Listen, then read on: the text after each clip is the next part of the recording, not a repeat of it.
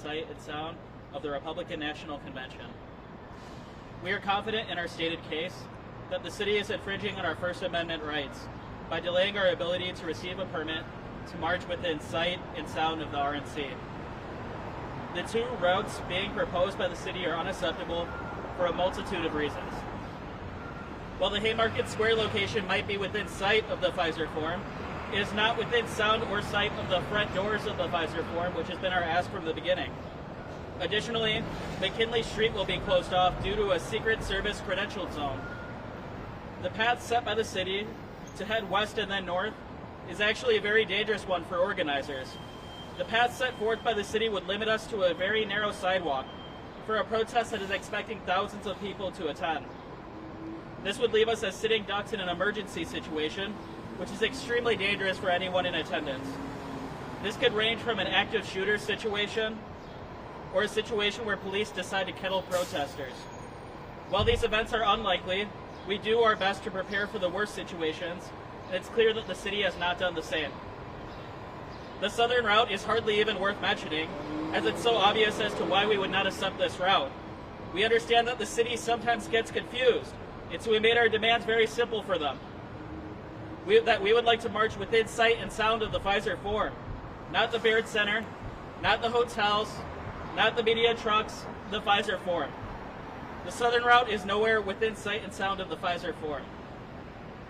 A dangerous factor related to both of these routes is that anyone could sign up for a 15-minute speaking slot, meaning we could have a whole program planned as the coalition to march on the RNC, and a right-wing militia group could also be signed up to speak in the middle of our program.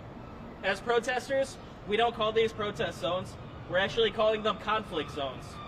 We will not engage with the permitting process, for our own safety.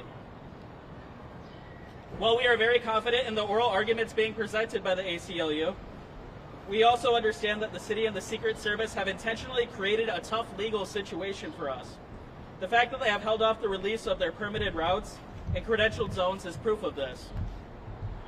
The Republicans being allowed to have their hand in the creation of the credentialed zone has also made it difficult for us to be within sight and sound of the Pfizer Forum. Meanwhile, we couldn't even get a real response from the city regarding our permit for over a year. The coalition to march on the RNC remains steadfast in trying to secure our permit for our march, but we do plan on marching without one if we need to.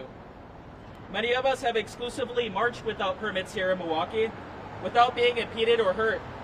We expect the same treatment while the Republicans are here to visit Milwaukee. Join us on July 15th at 10 a.m. at Red Arrow Park to march on the RNC with or without a permit. And at this point, we'll be taking any questions.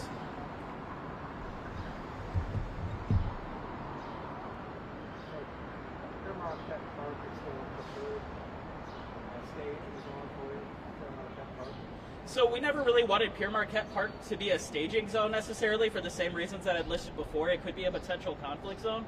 But the reason why we do want Pierre Marquette Park to be outside of the credentialed zone is not only, number one, we shouldn't just cave to Republican demands because they ask for it, right? They can't just rent out random spaces in our city and say this needs to be behind a zone now. That's completely unfair. But the reason why we want Pierre Marquette Park to not be behind the zone is because it actually impedes on the route that we were going to be taking. And we are making efforts to stay outside of the credentialed zone, and they expanded it. And so obviously this poses us issues, and so we're hoping that in court we'll be able to work this out, that the Secret Service is caving to political demands, not, making this credentialed zone based off of safety. It's strictly based off of political demands. And so we're hoping to challenge that zone, and that the zone will be open by the end of the lawsuit. What's the best case scenario for you guys? Like I said before, it's been really clear from the start. We would like to be able to march within sight and sound of the Pfizer Forum, and we would like a permit to do it.